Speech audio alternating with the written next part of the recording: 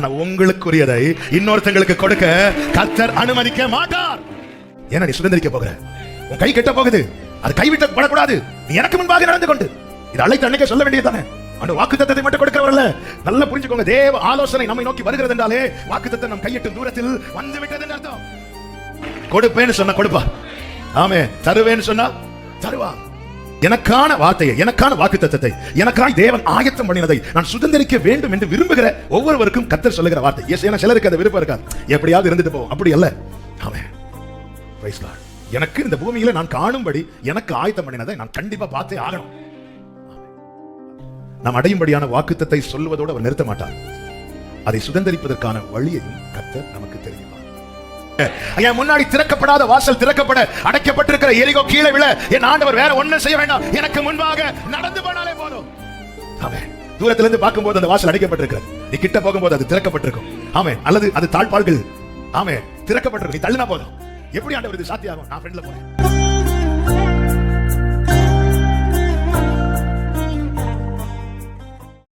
ஆமென். ஹல்லேலூயா.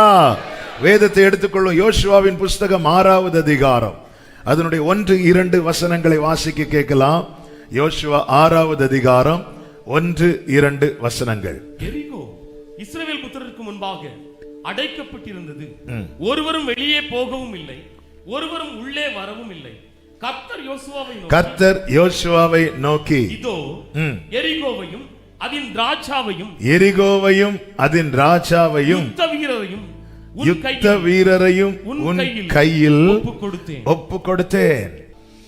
எரிகோவுக்கு வெளியிலிருந்து யோசுவா தன் கண்களை ஏறெடுத்து பார்க்கிறான். எரிகோவை பிடிக்க வேண்டும், எரிகோவை சுதந்திரிக்க வேண்டும். அதற்காக தன் ஜனத்தை எல்லாம் ஆயத்தப்படுத்தி யோர்தானை கடந்து இப்பொழுது கண்களை ஏறெடுத்து பார்க்கும்போது கையிலே உருவின பட்டயத்தை உடைய கர்த்தருடைய தூதனானவர் வந்து நிற்கிறார். யோசுவா கேட்கிறார், நீர் எங்களை சார்ந்தவரோ எங்கள் சத்துருக்களை சேர்ந்தவரோ என்று. அப்பொழுது கர்த்தர் சொல்லுகிறார், அல்ல, நான் கர்த்தருடைய சேனையின் அதிபதியாய் இப்பொழுது வந்தேன் என்றான். இப்படி அவர் சொன்னதும் யோசுவா பாதத்திலே பணிந்து, ஆண்டவர் அடியனுக்கு சொல்வது என்ன? சொல்லும், அடியேன் கேட்கிறேன்.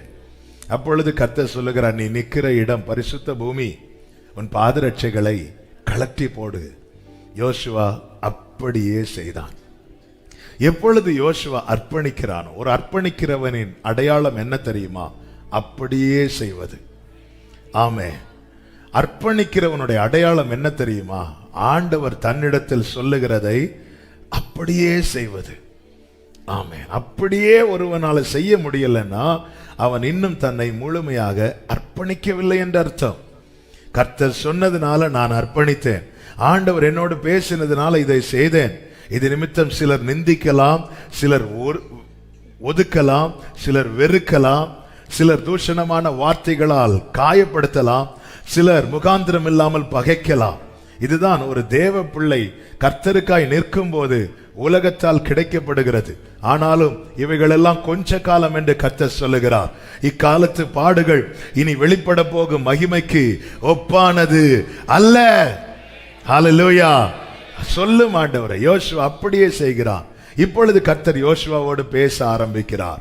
என்ன சொல்லுகிறார் என்றால், எரிகோவையும் ஆமென் அதன் ராஜாவையும் யுத்த வீரரையும் உன் கையிலே ஒப்பு கொடுத்தேன் என்கிறார். அவர் இப்படி சொல்லும் போது எரிகோவனுடைய நிலை எப்படிப்பட்டதா இருந்ததா? அந்த 1வது வசனத்தை ஒரு விசை கூட வாசியுங்கள். எரிகோ இஸ்ரவேல் புத்திரருக்கு முன்பாக அடைக்கப்பட்டிருந்தது, ஒருவரும் வெளியே போகவும் இல்லை, ஒருவரும் உள்ளே வரவும் இல்லை.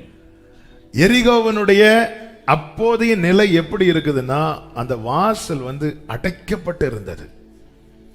ஒருத்தருக்கும் உள்ள போகவும் முடியாது, வெளியே வரவும் முடியாது. இதுதான் எரிகோவனுடைய நிலை. இப்படிப்பட்ட சூழ்நிலையில கர்த்தருடைய வார்த்தை எப்படி இருக்கிறது என்றால், நான் அதை ஒப்பு கொடுத்தேன் என்று. ஒரு தேவ பிள்ளை இந்த இடத்துல எரிகோவின் வாசலையோ எரிகோவின் சூழ்நிலையை பார்த்தால் உண்மையிலே நம்ப முடியாது. ஆனால் நாம் எதை மட்டும் பார்க்க வேண்டும் தெரியுமா? உருவின பட்டயத்தை உடைய கர்த்தர் வாயிலிருந்து புறப்பட்ட வார்த்தையை மட்டும் பார்க்க வேண்டும். அர்ப்பணிக்கிறவனுக்கு காதுகளிலே கர்த்தர் தம்முடைய வார்த்தையை முழங்க பண்ணுகிறார். ஆனா வார்த்தை வெளிப்படும் போது இருக்கிற சூழ்நிலையோ அதற்கு அப்படியே எதிரான சூழ்நிலை. நன்றாய் புரிந்து கொள்ளுங்கள், ஆபிரகாமை குறித்து சொல்லப்பட்டது அதுதான். நம்புவதற்கு ஏதுவல்லாதிருந்தோம், நம்புவதற்கு ஏதுவாய் ஒன்றுமே கிடையாது. ஆனால் சொல்லுகிறது யார் என்று பார்க்க வேண்டும். ஆமென். நான் ஒப்பு கொடுத்தேன் என்று சொல்லுகிறார். அவர் யார் தெரியுமா? ஆமென். மீகா 2:13 சொல்லப்பட்டிருக்கிறது, தடைகளை தகர்க்கிறவர், அவர்களுக்கு முன்பாக நடந்து போகிறார். தடைகளை தகர்க்க ஆண்டவர் பெருசா ஒண்ணுமே செய்யலங்க. ஆமென். அவர் சும்மா நடந்து போனாலே போதும். எத்தனை பேர் ஆமென் சொல்றீங்க? என் முன்னாடி திறக்கப்படாத வாசல் திறக்கப்பட, அடைக்கப்பட்டிருக்கிற எரிகோ கீழே விழ என் ஆண்டவர் வேற ஒண்ணு செய்ய வேண்டாம். எனக்கு முன்பாக நடந்து போனாலே போதும், நடந்து போனாலே போதும். சங்கீதம் 68 அதனுடைய 7-8 வசனங்களில் இப்படி சொல்லப்பட்டிருக்கிறது. 68வது சங்கீதம் 7-8 வசனங்கள். தேவனே ஜனங்களுக்கு முன்னே சென்று அவாந்தர வழியிலே நடந்து வருகையில், தேவனே, அந்த வசனத்தை ஒரு விசை கூட. தேவனே, நீர் உம்முடைய ஜனங்களுக்கு முன்னே சென்று அவாந்தர வழியிலே நடந்து வருகையில் பூமி அதிர்ந்தது. தேவனாகி உமக்கு முன்பாக வானமும் பொழிந்தது. அவர் நடந்தா போதும், அவர் நடந்தா போதும். எனக்கு முன்னாக அவர் நடக்கிறார். நான் உனக்கு முன்னே போய், சில நேரத்தில் நம்ம கூடவே நடக்கிறவர் சில நேரத்தில் சொல்லுவார், நான் ஃப்ரெண்ட்ல போறேன் பார், நான் ஃப்ரெண்ட்ல போறேன், நான் போறேன், நீ வந்து பாரு என்ன நடக்குது பாரு. யோபுவின் வாழ்க்கையில ஆமென், அடைக்கப்பட்ட அத்தனை வாசல்களும் திறக்கப்பட காரணம் என்ன? வானம் அவன் மேல் ஆசீர்வாதத்தை பொழிய காரணம் என்ன? அவன் சொல்லுகிறான், என் கால்கள் அவர் அடிகளை பற்றி பிடித்தது. அதன் அர்த்தம் என்ன? இந்த பாதையிலே நான் நடப்பதற்கு முன்னதாக என் ஆண்டவர் எனக்கு முன்னே நடந்திருக்கிறார், நடந்திருக்கிறார். எனக்கு இது போதும்பா, இந்த பாதை நீங்க எனக்கு முன்னாடி போங்க ஆண்டவரே. கர்த்தர் சொல்லுகிறார், நான் கொடுத்துட்டேன் யோசுவாவே. ஆமென். தூரத்திலிருந்து பார்க்கும்போது அந்த வாசல் அடைக்கப்பட்டிருக்கிறது, நீ கிட்ட போகும்போது அது திறக்கப்பட்டிருக்கும். ஆமென். அல்லது அது தாழ்பாள்கள் ஆமென் திறக்கப்பட்டிருக்கும், நீ தள்ளுனா போதும். எப்படி ஆண்டவர் இது சாத்தியாகும்? நான் ஃப்ரெண்ட்ல போறேன், நான் ஃப்ரெண்ட்ல போறேன். ஆமென். ஹல்லேலூயா. ஆமென். சில சவாலான, சில கடினமான பாதையை ஃபேஸ் பண்ணலாம். ஆண்டவர், நாளைக்கு இன்னாரை போய் பார்க்க வேண்டி இருக்கிறது, என் பாதை சற்று கடினமா இருக்கிறது. ஒரு தேவ பிள்ளை நம்பிக்கை எதுவா இருக்கணும் தெரியுமா? ஆண்டவரே, நீங்க முன்னாடி போங்க ஆண்டவரே, நீங்க முன்னாடி போங்க ஆண்டவரே, நீங்க முன்னாடி போங்க ஆண்டவரே. பிள்ளைக்காக அட்மிஷனுக்கு போறீங்களா? ஆண்டவர்கிட்ட கேளுங்க, நீங்க முன்னாடி போங்க ஆண்டவரே. போகும்போது எல்லாரும் சொல்லுவாங்க, அங்க உனக்கு அட்மிஷன் கிடைக்கவே. இப்படி எத்தனை அந்நிய சத்தங்களை கேட்டு கேட்டு கேட்டு கேட்டு தளர்ந்து வந்திருக்கிறோம். எந்த ஒரு காரியத்துக்கும் ஒரு தேவ பிள்ளைக்கு தெரியணும், அவர் நடந்து போனாலே போதும். அவருடைய பிரசனத்துல பர்வதங்கள் மெழுகு போல உருகுமா. பெரிய பர்வதமே, நீ எம்மாத்திரம் செருபாபேலுக்கு முன்பாக சமபூமியாவாய். க்ளோரி. அவர் யார் தெரியுமா? ஒப்பு கொடுத்தேன் என்று சொன்னவர் யார் தெரியுமா? ஆமென். கர்த்தருடைய சேனையின் அதிபதியாய். அப்படி என்றால் ஒரு காரியம் இது தெளிவாய் தெரிகிறது. இந்த வார்த்தை என்பது ராஜாவின் வாயிலிருந்து புறப்பட்ட கட்டளை. ராஜாவின் வாயிலிருந்து ஒரு கட்டளை புறப்படுமானால் ஆமான் ஆனாலும் கொடுத்துதான் ஆகணும். மொர்தெகாய்க்கு அவனை சாகடிக்கிறது ஒரு தூக்கு மரத்தை ரெடி பண்ணிட்டு இருக்கிறான். இப்பொழுது ராஜா ஆமானை கூப்பிட்டு சொல்லுகிறான், ராஜாவை கனம் பண்ண விரும்புகிறவனுக்கு என்ன செய்யணும்? ஆமான் சொல்றான், ராஜாவே, அவனை உங்க குதிரையில ஏத்தி உங்க வஸ்திரம் போட்டு கிரீடத்தை வச்சு எல்லா ஜனங்களும் காண அவனை சுற்றிட்டு கொண்டு வரணும். ஆமான் மனசுல எல்லாம் என்ன இருக்குன்னா, மொர்தெகாயை எப்படியாவது சாகடிக்கணும். அப்பொழுது ராஜா சொல்லுகிற, நீ என்னெல்லாம் சொன்னியோ அதை முற்றத்தில் இருக்கிறானே மொர்தெகாய் அவனுக்கு செய் என்றான். ஆமான் முடியாது என்று சொல்லவில்லை. கர்த்தரிடத்திலே, சிங்காசனத்தில் வீற்றிருக்கிற ராஜாவினிடத்திலே யாருக்குமே முடியாதுன்னு சொல்ல முடியாது. அதை தான் சொன்னேன். ஆமானானாலும் ஆமென், கொடுன்னு சொன்னா அவன் கொடுத்துதான் ஆகணும். ஹல்லேலூயா. ஆமானானாலும் கொடுன்னு சொன்னா அவர் கொடுப்பதை எவனுக்கும் தடுக்கவும் முடியாது, பறிக்கவும் முடியாது. ஆமென். ஏசாயா 43வது அதிகாரம் 6வது வசனத்தில் இப்படி சொல்லப்பட்டிருக்கிறது, வடக்கை நோக்கி கொடு என்றும் தெற்கை நோக்கி அளந்தான். ஆண்டவர் யார் தெரியுமா? வடக்கை பார்த்து சொல்லுவார் கொடும்பார், தெற்கை பார்த்து சொல்லுவார் இனி வைத்திராதே, அதுக்கு மேல வைக்க முடியாது. ஆமா, ஆனாலும் கொடுன்னு சொன்னா சிலர் உங்க நன்மையெல்லாம் பறித்து வைத்திருக்கிறாங்க. இல்ல எவ்வளோ கேட்டு பார்த்தாச்சு நீங்க. ஆமென். கடந்த நாள்ல சிலரை சந்தித்து ஜெபிக்கும் போது சிலருடைய குறிப்பு என்னன்னா,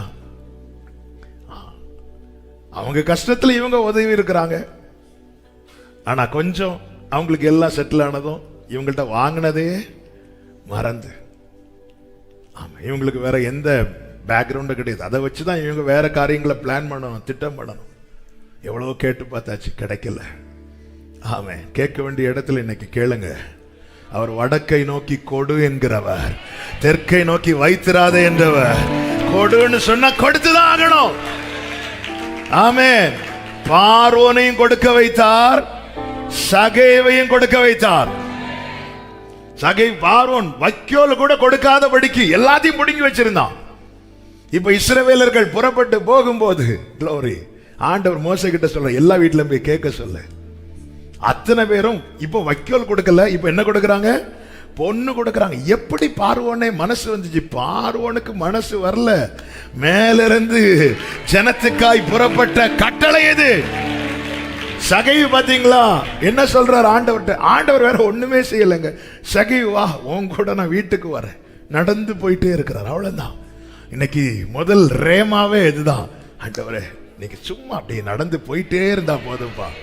சகை நடந்து போயிட்டே இருக்கும்போது சொல்றான், ஆண்டவரே, என் ஆஸ்தியில பாதிய நான் ஏழைகளுக்கு கொடுத்துறேன். யாருக்கிட்டையாவது நான் அநியாயமாய் வாங்கினது உண்டானால் நாளத்தனையாய் திருப்பி கொடுத்துறேன். வடக்கை நோக்கி கொடு என்று, தெற்கை நோக்கி வைத்திராதே என்று சொல்லுகிறவர் சொல்லுகிறார், உன் கையில் இதை ஒப்பு கொடுத்தேன். ஹல்லேலூயா. கொடுப்பேன்னு சொன்ன கொடுப்பா. ஆமென். தருவேன்னு சொன்னா தருவார். யோசுவா பார்க்கிறான், எரிகோவுக்கு வெளியிலிருந்து இந்த சம்பவங்கள்லாம் எங்க நடக்குதுன்னா எரிகோவுக்கு வெளியே இருந்து நடக்குது. இன்னும் கர்த்தர் சில நன்மைகளுக்கு வெளியே தான் நம்மை வைத்திருக்கிறார், சில ஆசீர்வாதங்களுக்கு வெளியே தான் வைத்திருக்கிறார். இங்கேதான் இந்த காரியங்கள் நடந்து கொண்டிருக்கிறது. அவனை வந்து சந்திக்கிறது, அவனை அர்ப்பணிக்க வைக்கிறது, அவனோடு பேசுகிறது, உனக்கு ஒப்பு கொடுத்தேன்னு சொல்றார். இது ராஜாவின் கட்டளை. இதை யாருக்கும் மாற்றவும் கூடாது, இதை யாருக்கும் மீறவும் கூடாது. ஹல்லேலூயா. சாலமோன் ஞானத்தை கேட்டான், கர்த்தர் தருவேன் என்றார். அவர் சொல்லியபடி 1 ராஜாக்கள் 5வது அதிகாரம் 12வது வசனத்தில் இப்படி சொல்லப்பட்டிருக்கிறது. 1 ராஜாக்கள் 5:12. கர்த்தர் சாலமோனுக்கு சொல்லி இருந்தபடி அவனுக்கு ஞானத்தை தந்தார். இதுதாங்க தேவன். அவர் சொல்லி இருந்தபடி, நான் கேட்டபடி எல்லாம் எனக்கு கிடைப்பது. நான் கேட்கலாம், ஆனா தேவன் எப்படி கொடுப்பாராம்? நான் ஒரு காரியத்தை கேட்கும் போது எனக்கு அவர் ஒரு பதில் தரார் தெரியுமா? அவர் சொல்லி இருந்தபடி. அதுலதான் ஐஸ்வர்யத்தில் அவனுக்கு நிகராய் ஒருவனும் இல்லை, ஞானத்திலும் அவனுக்கு நிகராய் ஒருவனும் இல்லை. சொல்லி இருந்தபடி. அதனாலதான் நாம் ஏற்கனவே சங்கீதம் 119:98 செய்திக்கு முன்னாக ஆண்டவர் சொல்ல வைத்தாரே, அவைகள் என்றைக்கும் என்னுடனே இருக்கிறது. எவைகள்? என்னோடு சொன்ன வார்த்தை. கர்த்தர் சாலமோனுக்கு எப்படி என்ன கொடுத்தார்? அவர் சொல்லி இருந்தபடி. ஆண்டவரே, இவனுக்கு இந்த சின்ன வயசுல இவ்வளவு ஐஸ்வர்யம் தேவை ஆண்டவரே, இவ்வளவு ஞானம் தேவை ஆண்டவர் கேட்ட ஆண்டவர் சொல்வார், நான் சொல்லிட்டேன். ஹல்லேலூயா. எசேக்கியா ராஜா சொல்றார், கர்த்தர் எனக்கு வாக்கு அருளினார், அந்த பிரகாரமே செய்தார். ஆமென். ஆண்டவர் சொல்லுகிறார், இதை நான் ஒப்பு கொடுத்தேன். உடனே யோசுவா ஓகே ஆண்டவரே, ஆமென் ஆண்டவரே சொல்லிட்டு எழும்பி போகல. இப்பொழுது கர்த்தர் என்ன செய்கிறார் தெரியுமா? அதை சுதந்தரிப்பதற்கான வழியை கர்த்தர் யோசுவாவுக்கு காண்பிக்கிறார். நல்லா புரிஞ்சுக்கோங்க, நாம் அடையும்படியான வாக்குத்தத்தை சொல்வதோடு அவர் நிறுத்த மாட்டார். அதை சுதந்தரிப்பதற்கான வழியையும் கர்த்தர் நமக்கு தெரிவிப்பார். யோசுவா வெயிட் பண்றான். ஆமே ஆமே, இருக்கு எரிகோ, அங்க இருக்கு, பார்த்தாச்சு. யோசுவா எரிகோவுக்கு வெளியே இருக்கிற ரைட். இந்த எரிகோவுக்கு சுதந்தரிப்பதற்கான நன்மை யோசுவா, இதற்கு நடுவே இருக்கிற பாதை, அதுல எப்படி நடக்க வேண்டும், எப்படி செல்ல வேண்டும், எப்படி சுதந்தரிக்க வேண்டும், நல்லா புரிந்து கொள்ளுங்கள். ஒன்றை கர்த்தர் வாக்கு தருவார். ஆனா வாக்குத்தத்தம் பண்ணினதை கர்த்தர் யாரை சுதந்தரிக்க வைப்பார் தெரியுமா? எண்ணாகமம் 14:8 சொல்லப்பட்டிருக்கிறது. எண்ணாகமம் 14வது அதிகாரம் அதனுடைய 8வது வசனம். கர்த்தர் நம்மேல் பிரியமாயிருந்தால் அந்த தேசத்திலே நம்மை கொண்டு போய் பாலும் தேனும் ஓடுகிற அந்த தேசத்தை நமக்கு கொடுப்பார். நல்ல கவனிங்க. எகிப்திலிருந்து கொண்டு வரும்போது இப்படி சொல்லல, பாலும் தேனும் ஓடுகிற தேசத்தை கொடுப்பேன் மட்டும்தான் சொல்றார். ஆனா நடத்தி வரும் வழியிலே காலை சொல்லுகிறார். காலை அறிந்து கொண்ட காரியம், காலை புரிந்து கொண்ட காரியம் என்ன தெரியுமா? கர்த்தர் பிரியமா இருந்தால் தருவார். கர்த்தர் பிரியமா இருந்தால் தருவார். அதனாலதான் பைபிள் சொல்லுது, ஒருவனுடைய வழிகள் கர்த்தருக்கு பிரியமா இருந்தால் அவனுடைய சத்துருக்களும் அவனோடு சமாதானமாகும்படி. அப்ப தேவன் வழிகளை பார்க்கிறார், பாதைகளை பார்க்கிறார். வாக்குத்தத்தம் எல்லாருக்கும் கொடுக்கப்பட்டது. எகிப்திலே யோசுவா காலேப் காதுகளில் மட்டும் கேட்கப்படவில்லை, எல்லாருக்கும் கொடுக்கப்பட்டது.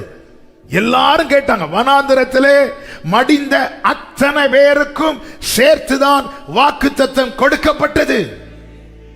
எல்லாருக்கும் சேர்த்து தான் கொடுக்கப்பட்டுச்சு. ஆமென்.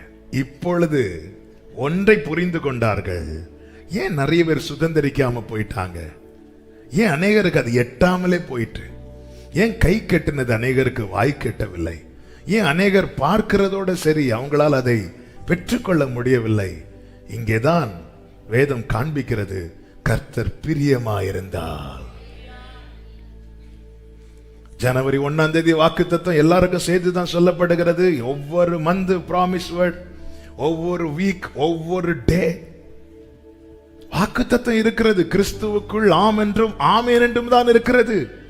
இது அழியாது, இது ஒளியாது. ஆமென். சாராளின் கற்பம் செத்ததா இருக்கலாம், ஆனால் அதற்குள்ளே இருக்கிற வாக்குத்தத்தம் ஜீவனுள்ளதா இருக்கிறதுனால அந்த செத்த கற்பத்துக்குள்ளே ஒரு ஜீவனுள்ள ஈசாக்கை கர்த்தர், ஒரு தேவ பிள்ளை நம்பிக்கை இதுதான். சாராளின் கற்பம் தான் செத்தது, உள்ளே இருக்கிற வாக்குத்தத்தம் சாகல. ஹல்லேலூயா. நல்லா புரிஞ்சுக்கோங்க. நாம் உயிரோடு இருந்தாலும் நமக்குள்ள வார்த்தை இல்லைன்னா செத்ததுக்கு சமம். நம்முடைய சரீரம் செத்த நிலைமையில் இருந்தாலும் உள்ளே வார்த்தை இருக்குமானால், இந்த நம்பிக்கை இருந்ததுனாலதான் யோபு சொல்லுகிறான், என் மீட்பர் உயிரோடு இருக்கிறார், அவரை நான் காண்பேன், அந்நிய கண்களால் அல்ல என் சொந்த கண்களால். யோபு உன்கிட்ட அப்படி என்ன இருக்கு? யோபு, எனக்கு வேண்டிய ஆகாரத்தை பார்க்கிலும் அவருடைய வார்த்தையை நான் காத்துக்கொண்டேன். சாராளின் கற்பம் செத்ததுங்க. ஆனா அதுக்குள்ளதான் உயிருள்ள ஈசாக்கு கருவாய் தோன்றப்படுகிறான், வளருகிறான். கை வளருது, காலு வளருது, மூக்கு வளருது, கண்ணு வளருது. எங்க? செத்த கற்பத்துக்குள்ள. வார்த்தையினுடைய மேன்மையை பார்த்தீங்களா? அதனாலதான் ஒரு தேவ பிள்ளைக்கு இருக்கிற பரலோகம் கொடுக்கிற ஒரே நம்பிக்கை வார்த்தை. வார்த்தை. அவ்வளவு ஆண்டவர், இனி எனக்கு முடியாது. ஆபிரகாம் சரீரம் செத்த நிலை, அதுதான் அவனுடைய நிலைமை. 100 வயசுல குழந்தை பிறந்ததும் ஆபிரகாம் பார்த்துட்டு கண்ண மூடல. அதுக்கப்புறம் 75 வருடம் ஆபிரகாம் உயிரோடு இருக்கிறான். தேவன் ஒரு நன்மை தருவது பார்த்து விட்டு போவதற்கல்ல, அதை அனுபவிப்பதற்கு. 175 வருடம் 100 வயசுல சரீரம் செத்த நிலைமையில் இருக்கிற ஒருவனுக்கு 175 வயது வரை வாழ்றதுக்கு வேண்டிய பலத்தை கொடுக்கிறார். அந்த பலத்தில் ஆபிரகாம் யாரோடு குடியிருந்தானா? ஆபிரகாம் கூடாரத்திலே ஈசாக்கோடும் யாக்கோபோடும் பிள்ளையோடு மட்டும் இல்ல, பேர பிள்ளையோட இருக்கிறான். இந்த பலன் எங்க இருந்துங்க வந்துச்சு? கர்த்தர் கொடுத்த வாக்கு தத்தத்திலிருந்து, கர்த்தர் கொடுத்த வார்த்தை. நம்ம என்ன நினைக்கிறோம்? 100ஓட முடிஞ்சுன்னு நம்ம எங்க முடியும் நினைக்கிறோமோ, ஆண்டவர் சொல்றார் இனிதான்ப்பா இருக்குது. மோசே இனிதான் இருக்கு. கர்த்தர் நம்மில் பிரியமா இருந்தால் தேசத்தில் நம்மை கொண்டு போய் ஆமென். நம்ம எல்லாம் என்ன காரணம் சொல்றோம்? அது என்ன வாசல் ஆண்டவரே, அந்த மனுஷர்லாம் ரொம்ப முரடானவங்க ஆண்டவரே. அவங்க இருக்கிறது வரைக்கும் ஏத்தியர் இருக்கிறாங்க, எபூசியர் இருக்கிறாங்க, கானானியர் இருக்கிறாங்க, ஏவியர் இருக்கிறாங்க, மற்ற எல்லாரும் இப்படி துர்ச்செய்தியை சொல்லிட்டு இருக்கும்போது காலேப் சொல்லுகிறான், ஒரு காரியத்தை நீங்க புரிஞ்சுக்கோங்க, கர்த்தர் நம்மில் பிரியமா இருந்தால் அவர் தருவார். நாம எதுல போக்கஸ் பண்ணணும்னா, நம்முடைய பார்வை, நம்முடைய சிந்தை, நம்முடைய வார்த்தை, நம்முடைய செய்கை, நம்முடைய நடக்கை, இதெல்லாம் கர்த்தருக்கு பிரியமா இருக்குதா?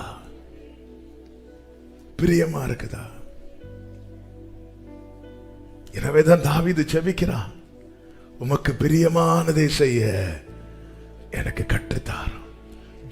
ஜெபத்துக்கு பஞ்சம் இல்லைங்க. ஆமே, சர்ச்சில் அடிக்கடி ஜெபம் நடந்துட்டே இருக்குது. காலையில இருந்து ஜெபத்துக்கு பஞ்சம் கிடையாது. டிவி ஆன் பண்ண ஜெபம், யாராவது ஜெபம் நடத்திட்டு இருப்பாங்க. ஆனா இவ்வளவு ஜெபம் பண்ணியும், இவ்வளவு கதறியும், இவ்வளவு உபவாசித்தும் ஏன் சில காரியங்கள் கைக்கு எட்டுனது போல வந்தும் கைவிட்டு போகிறது? ஏன் சுதந்திரிக்க முடியவில்லை? கர்த்தருக்கு பிரியமா இருக்கிறோமா? காலேப் சொல்ற, அது ரொம்ப எளிதா சுதந்திரிக்கலாம், கர்த்தர் நம்மேல் பிரியமா இருந்தால். கர்த்தர் பிரியமா இல்லைன்னா கஷ்டப்பட்டும் கிடைக்காது. இங்கே யோசுவாவுக்கு 3 பிரதானமான காரியங்களை சொல்லுகிறதை பார்க்க முடியும். முதலாவது, 6வது அதிகாரம் 3 முதல் 5 வரை உள்ள வசனங்களை வேகமாய் வாசிக்க கேட்கலாம். நீங்கள் அனைவரும் பட்டணத்தை சூழ்ந்து ஒரு தரம் சுற்றி வாருங்கள். இப்படி 6 நாள் செய்ய கடவீர்கள். 7 ஆசாரியர் பெட்டிக்கு முன்பாக 7 கொம்பு எக்காலங்களை பிடித்துக் கொண்டு போக வேண்டும். 7ஆம் நாளில் பட்டணத்தை 7 தரம் சுற்றி வர கடவர்கள். ஆசாரியர் எக்காலங்களை ஊத வேண்டும். அவர்கள் அந்த கொம்புகளினால் நெடுந்தோணி இடும்போது, நீங்கள் எக்கால சத்தத்தை கேட்கும் போதும் ஜனங்கள் எல்லாரும் மகா ஆரவாரத்தோட ஆர்ப்பரிக்க கடவர்கள். அப்பொழுது பட்டணத்தின் அலங்கம் இடிந்து விழும். உடனே ஜனங்கள் அவரவர் தங்களுக்கு நேராக ஏற கடவர்கள் என்றார். கர்த்தருக்கு மகிமை உண்டாவதாக. இங்கே முதலாவது கர்த்தர் அதை எப்படி அங்கே போக வேண்டும், யார் யார் எந்த வரிசையில் இருக்க வேண்டும் என்று கர்த்தர் ஒரு நியமத்தை அங்கே வைக்கிறார்.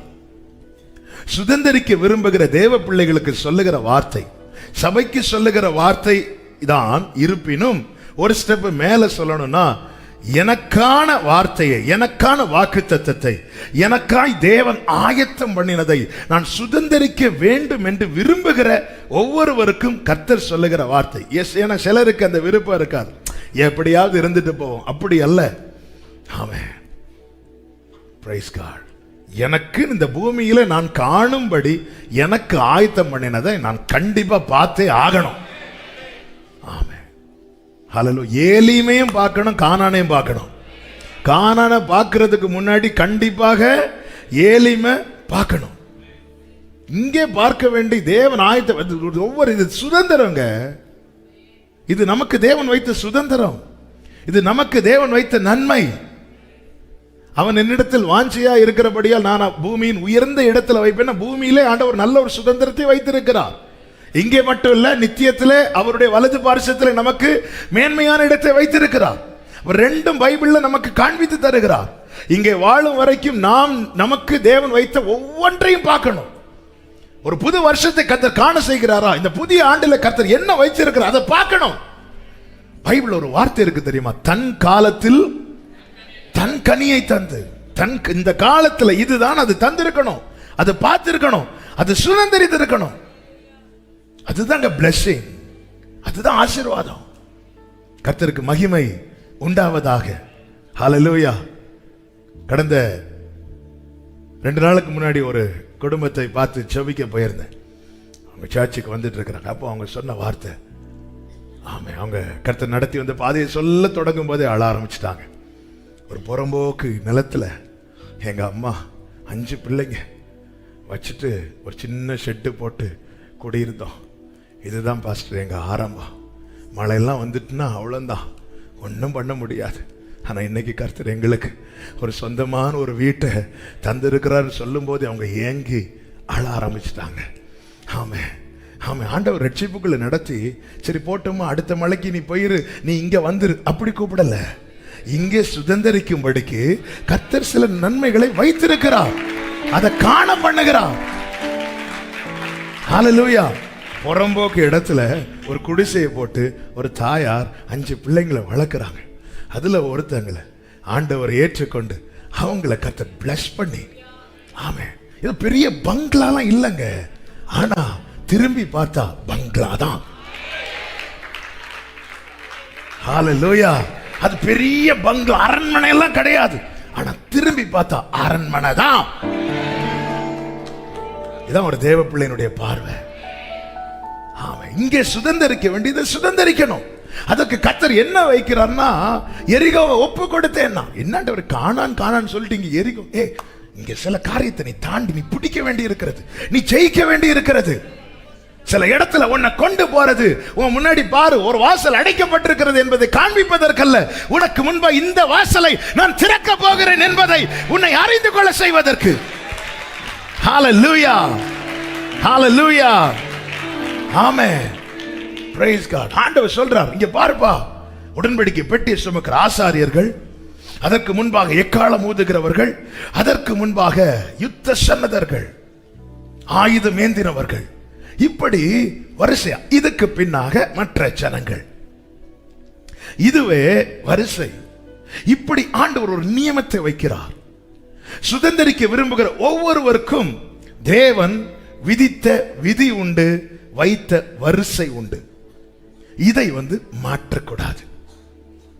ஒவ்வொருத்தரையும் தேவன் முதல்ல எங்க வரிசை ஆரம்பிக்கிறார் தெரியுமா? நம்முடைய பிறப்புல, நம்முடைய பிறப்புல.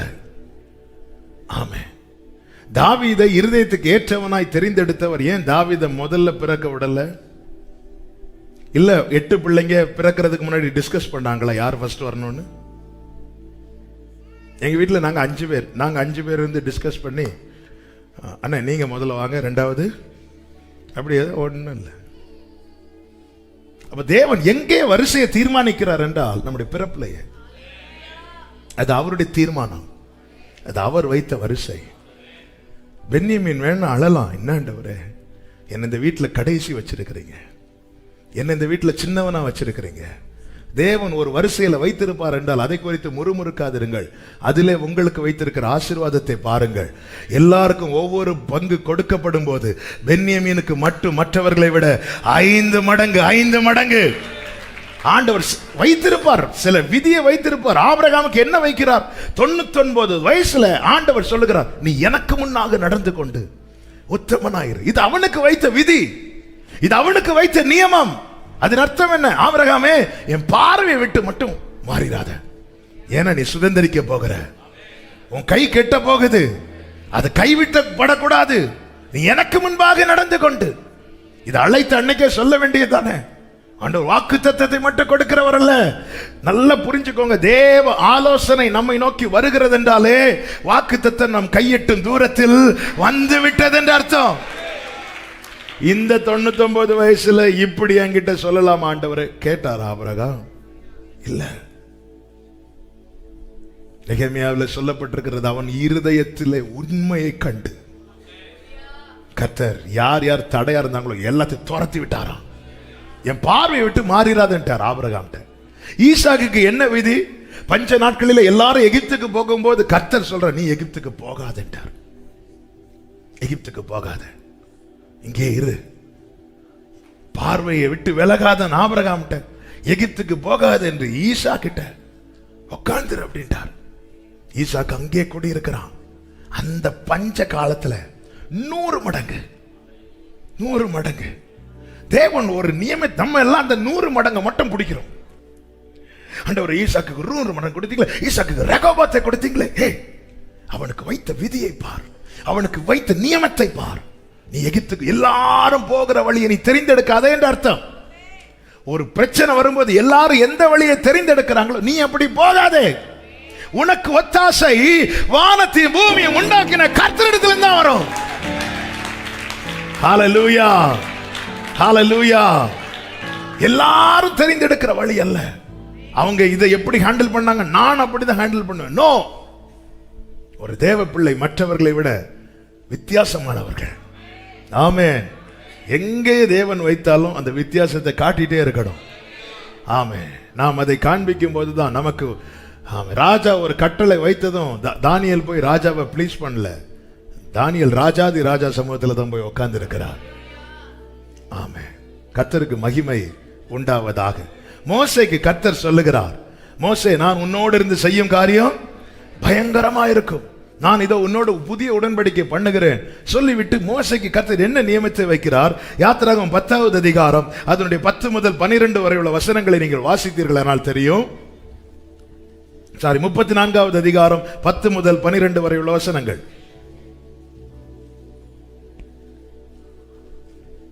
இதோ நான் ஒரு உடன்படிக்கையை பண்ணுகிறேன், பூமி எங்கும் எந்த ஜாதிகளிடத்தில் நான் உன்னோடு இருந்து செய்யும் காரியம் பயங்கரமா இருக்கும் என்கிற 12வது வசனத்தை வாசிங்க. நீ போய் சேருகிற தேசத்திலே குடிகளோடு உடன்படிக்கை பண்ணாதபடிக்கு பண்ணினால் அது உன் நடுவில் கண்ணியாயிருக்கும். யார்கிட்ட சொல்றார் தெரியுமா? உடன்படிக்கை பண்ணப்பட்டவனோடு. தேவனோடு உடன்படிக்கை பண்ணப்பட்டவன் அந்நிய நுகத்திலே பிணைக்கப்பட மாட்டான். அப்படி பண்ணினால் அது உன் நடுவில் கண்ணியாயிருக்கும். அது என்னைக்குமே கண்ணி. உடன்படிக்கை பண்ணிட்டார், கையை பிடிச்சிட்டார், இனி அவ்வளவுதான். நோ, உடன்படிக்கை பண்ணப்பட்டவனுக்கு விதிக்கிற விதி நியமம் என்ன? நீ போய் சேருகிற குடிகளோடு சமாதானமாறு, சந்தோஷமாறு, ஆனா உடன்படிக்கை மட்டும் பண்ணிராத. அப்படி பண்ணுனா என்ன ஆகுமா? அடுத்த வசனத்தை வாசிங்க. அவர்களுடைய பலிபீடங்களை இடித்து அவர்கள் சிலைகளை தகர்த்து. 14வது வசனம். கர்த்தருடைய நாமம் எரிச்சலுள்ளவர் என்பது அவர் எரிச்சலுள்ள தேவனே, ஆகையால் அந்நிய தேவனை நீ பணிந்து கொள்ள வேண்டாம். 15. அந்த தேசத்தின் குடிகளோடு நீ உடன்படிக்கை பண்ணுவாயானால் அவர்கள் தங்கள் தேவர்களை சோர மார்க்கமாய் பின்பற்றி தங்களுடைய தேவர்களுக்கு பலியிடுவார்கள். ஒருவன் உன்னை அழைக்கையில் வேற வழி இல்ல, நீ போய் அங்கே சாப்பிட்டுதான் ஆகணும். நீ அந்நியரோடு, அந்நிய நுகத்திலே தேவனற்றவனோடு விக்கிரகங்களை வழிபடுகிறவனோடு நீ உடன்படிக்கை செய்வாயானா, நீ ஆராதிக்க வரும்போது அவனும் வருவான், அவன் ஆராதிக்க போகும்போது நீயும் போகணும்.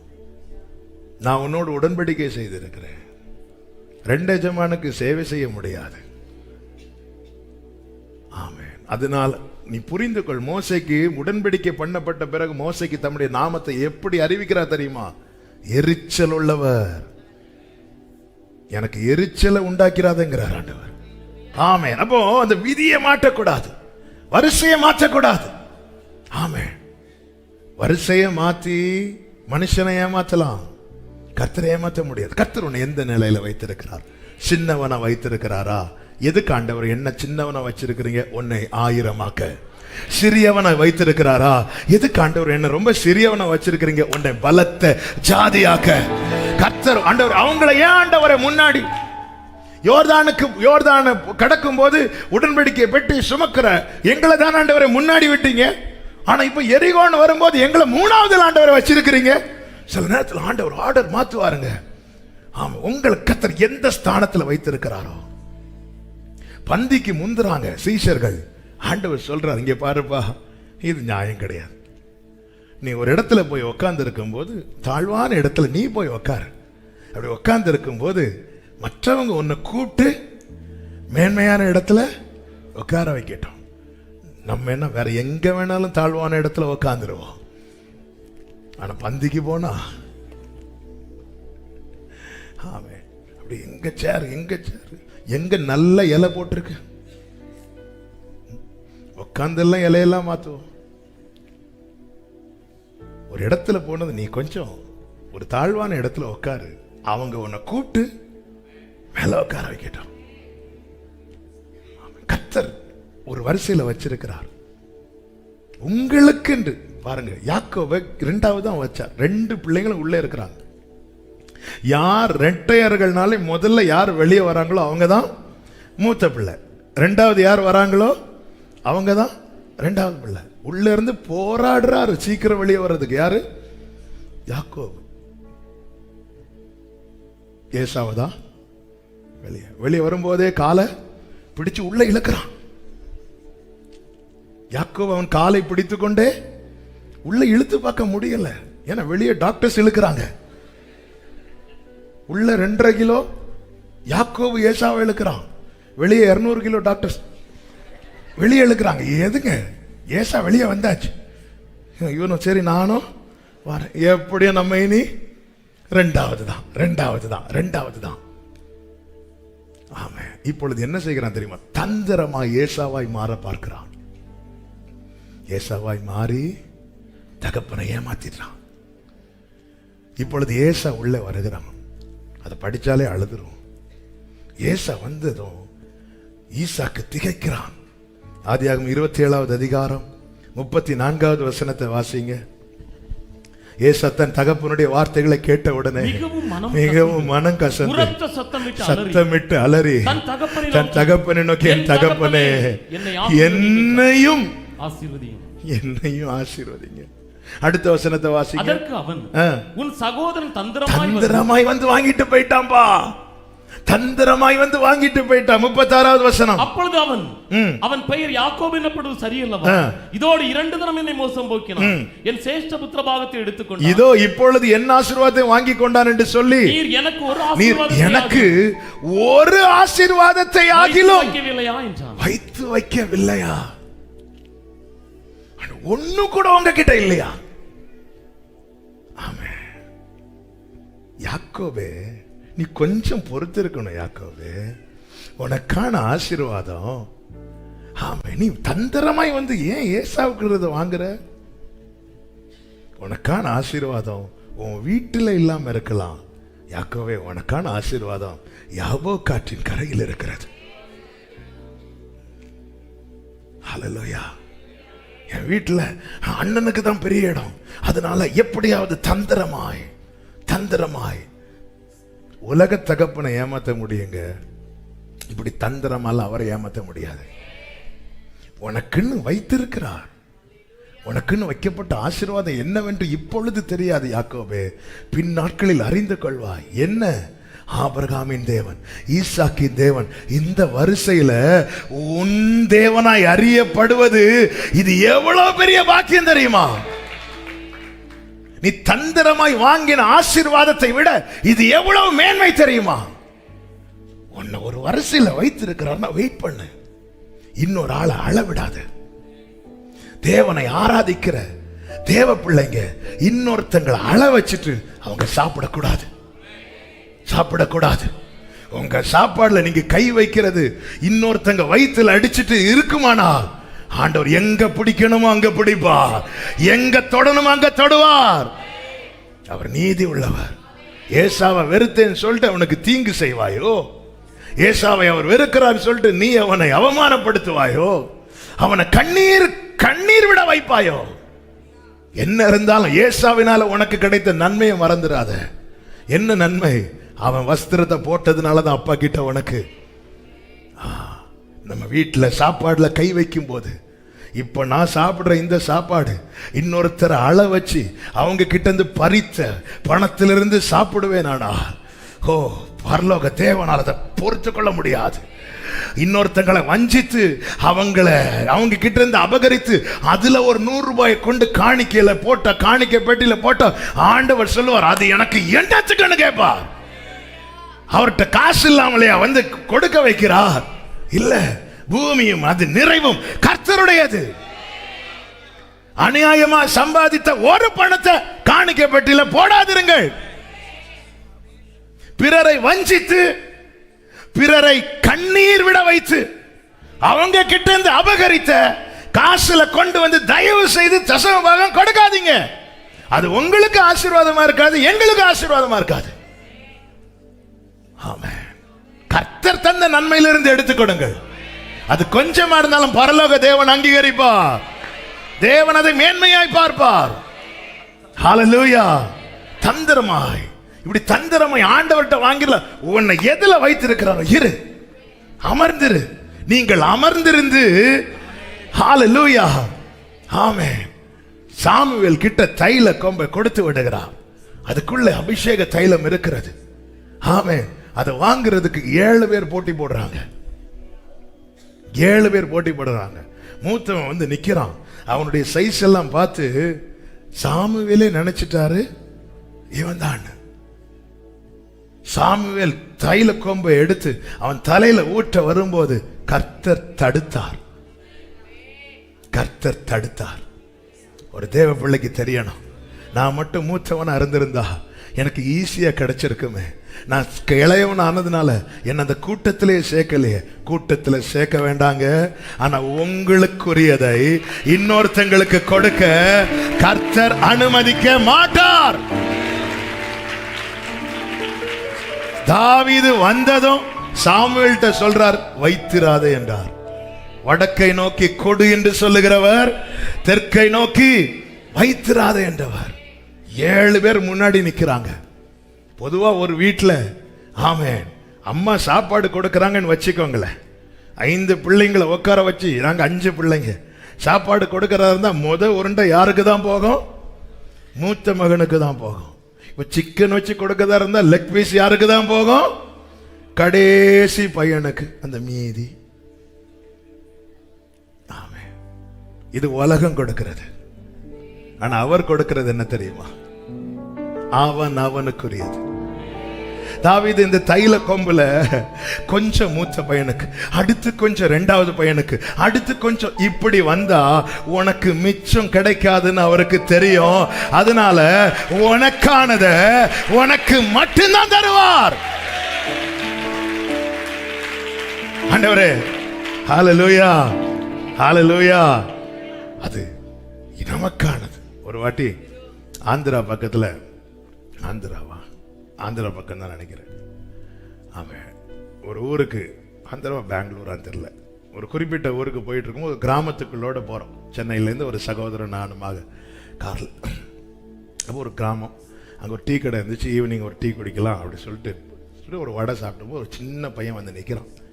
அதை நின்று இப்படி பார்த்துட்டு இருக்கும்போது அந்த கடைக்காரன் விரட்டும் போது எனக்கு தெரிஞ்சிட்டு அந்த பையன் ஏதோ வடைக்கு தான் வந்து நிற்கிறான்னு சொல்லிட்டு அங்கே நிறைய பேர் நிற்கிறாங்க. எல்லாரும் அந்த பையனை சும்மா அப்படி திட்டி விரட்டுறாங்க. ஓகே, நாங்கள் அப்படி சாப்பிட்டுட்டு நான் இப்போ என் கூட அந்த பிரதர்கிட்ட சொன்னேன், அந்த வடை எல்லாத்தையும் பேக் பண்ணுங்க அப்படின்னு. எல்லாத்தையும் பொதிந்து எடுத்து கையில் கொடுத்தேன். எதுக்கு? நான் அந்த பையன்கிட்ட கொடுங்க அப்படின்னு. அந்த பையனுக்கு கூப்பிட்டு கையில் கொடுத்ததும் அந்த பையன் இப்படி பார்த்துட்டு ஒன்று எடுத்து சாப்பிட்டுட்டு இப்படி பார்த்துட்டு அதை எடுத்துட்டு ஓடுறான். இப்படி பார்க்குற தெருவோடு ஓடுறான். எனக்கு புரிஞ்சிட்டு எங்கே ஓடுறான் தெரியுமா? அவன் வீட்டுக்கு ஓடுறான். ஏன்னா அவன் ஆசைப்பட்டது அவனுக்கு தேவையிலும் கொஞ்சம் அதிகமாக கிடைச்சதும் அவன் உடனே மனசில் அவனுக்கு என்ன எண்ணம் வருதுன்னா, என் வீட்டில் இன்னும் ஆட்கள் இருப்பாங்க. அவன் எடுத்துட்டு ஓடுறான். அதை பார்க்கும்போது என் உள்ளல் அந்த இடத்துல நான் அழுதுட்டேன். அவன் ஒரு இடத்துல வந்து நின்று 4 திட்டு வாங்கி விரட்டப்பட்டு, ஆனால் அவன் ஒரு நம்பிக்கையோடு நிற்கிறான். யாராவது ஒருத்தங்க எனக்கு வாங்கி கொடுப்பாங்க. கிடைச்சதும் ஓடுறான். அவன் உள்ள என்ன சொல்லுதுன்னா, வீட்டில் இன்னும் ஆட்கள் இருக்கிறாங்க, அவங்களுக்கு கொடுக்கணும். ஆமாம், இந்த உறவுங்கிறது நமக்கு உண்டாக்கி தந்திருக்கிறது சும்மா இல்லைங்க. எனக்குள்ளதை எடுத்து அவனுக்கு, அவனுக்குள்ளதை எடுத்து இவனுக்கு. யார் ஃபர்ஸ்ட் வராங்களோ அவங்களுக்கு. காரில் வரவங்க ஃபர்ஸ்ட் வருவாங்க. நடந்து வரவங்க எப்படிங்க வருவாங்க? ரதத்தில் வரவன் ஃபர்ஸ்ட் வருவான். குதிரையில் வரவன் ஃபர்ஸ்ட் வருவான். படுக்கையிலிருந்து எழும்ப முடியாதவனை 4 பேர் சுமந்து தான் அங்கே கொண்டு வரணும். ஒரு வீட்டுக்குள்ள ஒருவனை 4 பேர் சுமந்து கொண்டு வராங்க. அந்த 4 பேரை எத்தனை ஃபோன் பண்ணி கூப்பிட்டுருப்பான்னு தெரியாது. யாராவது வருவீங்களா? ஒரு ஆள் வந்திருப்பான், 2 பேர் வந்திருப்பான், 3 பேர் வந்திருப்பான், 4 பேர் வந்தால் தான் சுமக்க முடியும். ஆனால் அவனுக்கு தெரியும், அவருக்கு முன்னாடி நான் கொண்டு வைக்கப்பட்டா எனக்குரியத எனக்கு தருவார். உனக்குன்னு ஒரு வரிசையை வைத்திருக்கிறார். ஆண்டவர் சொல்லுவா, நீ கொஞ்சம் பின்னாடியே வா. ஆண்டவர் அவங்க எல்லாம் முந்துறாங்க. என் கூட படிச்சவங்க எல்லாம் வீடு கட்டிட்டாங்க. ஆண்டவர் என் கூட இருக்கிற சகோதரர்கள் சொந்த வீடு வச்சுட்டாங்க. பேக்ல வா, பின்னாடி வா, பின்னாடி வா. ஆண்டவர் இது நியமத்தை மாத்தாத. நான் உனக்கு ஒப்பு கொடுத்துட்டேன், இதை மட்டும் புரிஞ்சுக்கோ.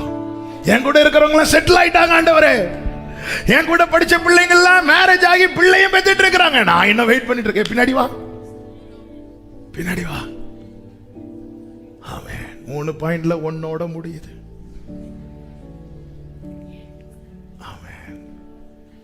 நியமத்தை மாத்தாத. ஆண்டவர், என்னை ஆண்டவர் இப்படி வச்சிருக்கிறீங்க. பவுல் சொல்றார், அப்போஸ்தலர் எல்லாரிலும் நான் எப்படி இருந்தேன் தெரியுமா? சிறியவனா. அந்த எல்லாரை விட படிச்சவன் யார் தெரியுமா? பவுல். திறமையானவன் யார் தெரியுமா? பவுல். நிறைய லாங்குவேஜ் தெரிஞ்சவன் யார் தெரியுமா? பவுல். ரோம குடியுரிமை உடையவன் யார் தெரியுமா? பவுல். ஆனா பவுல கர்த்தர் எந்த வரிசையில வச்சிருந்தார் தெரியுமா? சிறியவனா. எதுக்கு தெரியுமா? நிறைய கிருபை கொடுக்க, நிறைய கிருபை கொடுக்க, நிறைய கிருபை கொடுக்க, நிறைய. நீ ரொம்ப சின்னவனா இரு, உனக்கு நான் நிறைய கொடுப்பேன். பேதுரு 2 நிருபத்தை எழுதுறார். யோவான் ஒரு வெளிப்படுத்தின விசேஷம், ஒரு சுவிசேஷம், 3 நிருபம், மொத்தம் 5 புத்தகத்தை எழுதுறார். லூக்கா 2 எழுதுறார். லூக்கா சுவிசேஷம், அப்போஸ்தலர் நடவடிக்கைகள். மத்தேயு 1 எழுதுறார், மார்க் 1 எழுதுறார். யாக்கோபு, இயேசுவின் சகோதரர்களில் ஒருவனான யாக்கோபு ஒரு நிருபம் எழுதுறான். யூதா ஒரு நிருபம் எழுதுறான். இப்படி 2 எல்லாம் சிங்கிள் டிஜிட்ல போயிட்டு இருக்குது. தூண்களா எண்ணப்பட்டவர்களில் பேதுரு 2 நிருபம் தான். யோவான் 3, 2, 5 புத்தகம். ஆனா அந்த பவுல் சின்னவன் 14 புத்தகத்தை எழுதுறார். ஒரு வரிசையில வைத்திருக்கிறது நோக்கத்தை நீ அறிந்து கொள். ஆண்டவரே, அப்ப நான் இவ்வளவு படிச்சு எதுக்கு ஆண்டவரே? நான் காலேஜில் போய் படிச்சு எதுக்கு ஆண்டவரே? இதெல்லாம் படிச்சு எதுக்கு? உட்காரு, உட்காரு. உனக்கு ஒரு நியமத்தை வச்சிருக்கிறார், உனக்கு ஒரு வரிசையை வைத்திருக்கிறார். அதுல இரு, அதுல அமர்ந்திரு. ஏற்ற வேளையில் அவர் உங்களை உயர்த்தும்படிக்கு அவருடைய பலத்த கைக்குள்ளே அடங்கி இருக்க. ஜெபிக்கலாமா? இன்னைக்குள்ள வார்த்தை போதும் என்று நினைக்கிறேன். ஆண்டவர்கிட்ட சொல்லுங்க, ஆண்டவரே, நீர் விதித்த நியமத்தையும் நீர் வைத்த வரிசையை மாற்றாமல் அமர்ந்திருக்க, காத்திருக்க, உம்மால் நடத்தப்பட என்னை ஒப்பு கொடுக்கிறேன். என் வழிகள் உமக்கு பிரியமா இருக்கணும்பா. என் வாழ்க்கை உமக்கு பிரியமா இருக்கணும்பா. ஆண்டவரே, எனக்கு நீங்க வாக்கு தந்திருக்கிறீங்க, அதை நான் குடும்பமாய் சுதந்திரிக்க விரும்புகிறேன். எத்தனை பேர் அதை குடும்பமாய் சுதந்திரிக்க விரும்புறீங்க? அப்ப நான் குடும்பமாய் சுதந்திரிக்க விரும்புகிறேன். என் வழிகள் உமக்கு பிரியமா இருப்பதாக. ஆண்டவரே, என்னை சின்னவனா வைத்திருப்பதற்காய் ஸ்தோத்திரம் சொல்லுங்க. என்னை சிறியவனாய் வைத்திருப்பதற்காய் ஸ்தோத்திரம் சொல்லுங்க. என்னை கடைசியா வைத்திருப்பதற்காய் ஸ்தோத்திரம் சொல்லுங்க.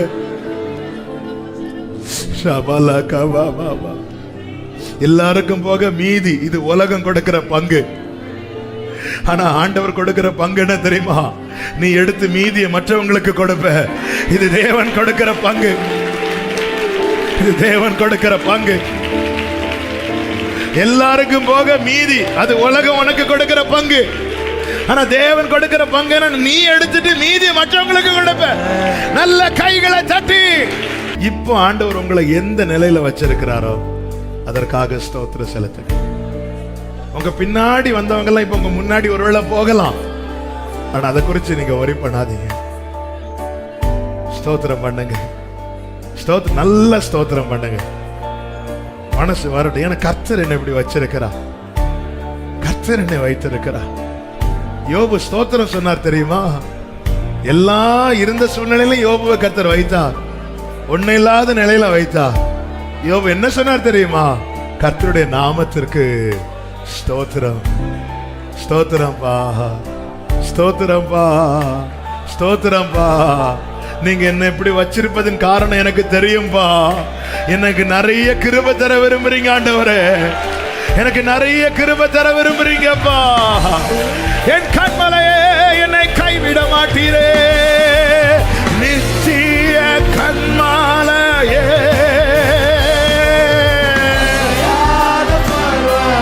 சேரலரே தனரா ஏமம்ரோ சேகலர மஹந்தரே. 2 கைகளை உயர்த்தி நித்திய அப்பா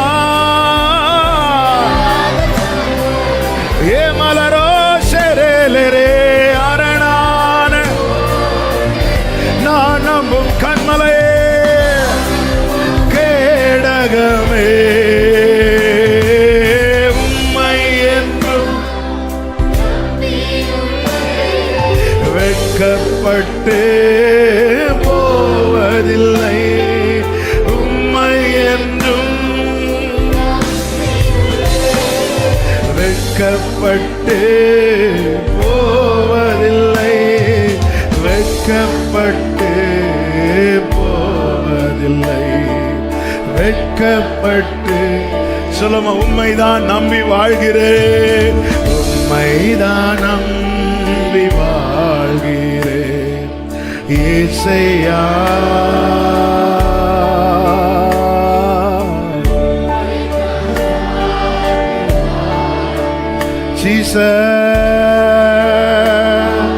சொல்லுங்க, உலகமோ நிலையில்லை.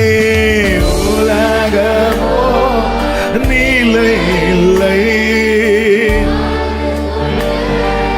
இடமில்லை உலகமோ. அப்பா நித்திய கண்மலையே, நித்திய ஜீசஸ். உலகம மலரே சேராதனரா. ஆமே நான் நம்பும். சொல்லுங்க, நித்திய கண்மலையே.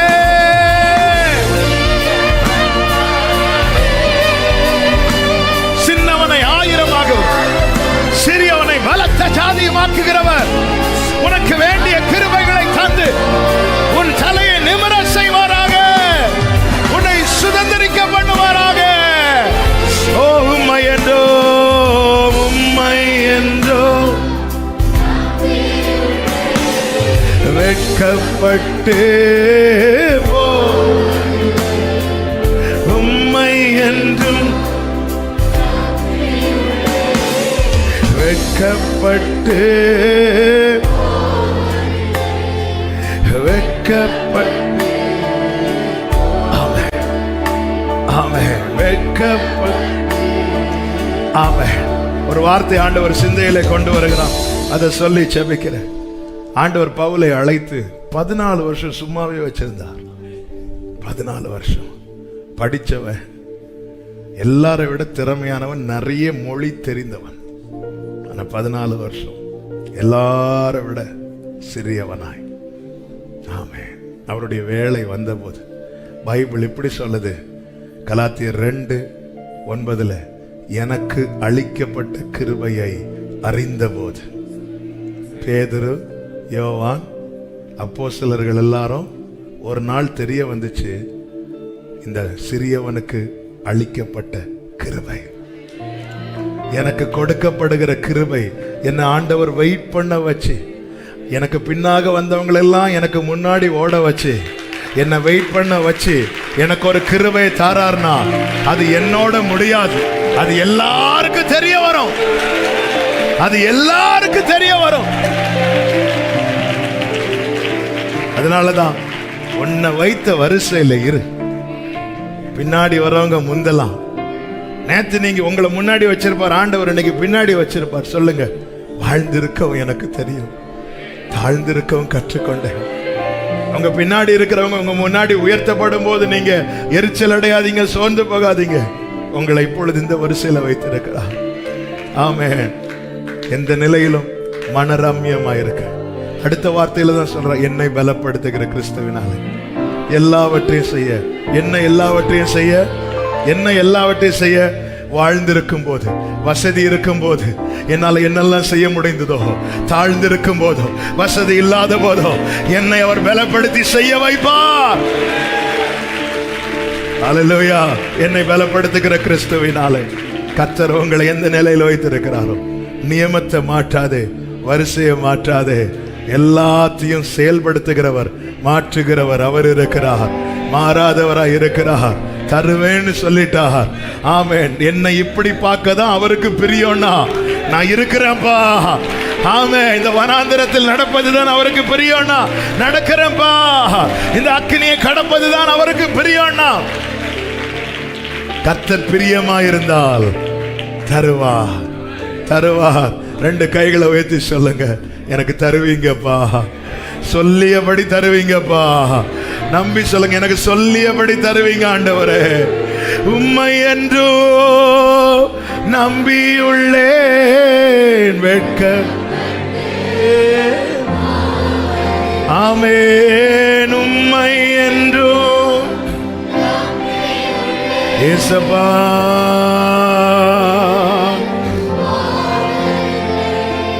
வெட்கப்பட்டு வெட்கப்பட்டு. பரிசுத்த பிதாவே, நல்ல தகப்பனே, நன்றியோடு துதிக்கிறோம், ஸ்தோத்தரிக்கிறோம். கிருபையாய் உங்க சமூகத்தில் எங்களை அழைத்து கொண்டு வந்து பாட, துதிக்க, ஆராதிக்க, ஜெபிக்க வைத்த தயவுக்காய் நன்றி. எங்களோடு இடைப்பட்டீர், எங்களோடு பேசினீர் ஆண்டவரே. எங்களுக்காய் வாய்த்த பண்ணின நன்மைகளை ஆண்டவரே, நீர் காண்பித்த வழியிலே, நீர் வைத்த நிலையிலிருந்து நாங்கள் சுதந்திரிக்க எங்கள் ஒவ்வொருவருக்கு கிருபை செய்தருளும் ஆண்டவரே.